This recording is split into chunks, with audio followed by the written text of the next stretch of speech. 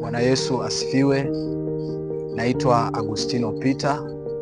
Nimekuletea ujumbe mmoja wa habari ya maombi. Biblia inasema katika kitabu cha Luka sura ya 18 mstari wa kwanza, akawaambia mfano, imewapasa kumwomba Mungu kila itwapo leo, wala msikate tamaa. Maombi ni nini? Maombi kwa lugha fupi ni mazungumzo kati ya mwanadamu na Mungu. Maana yake kama hauombi, hauzungumzi na Mungu.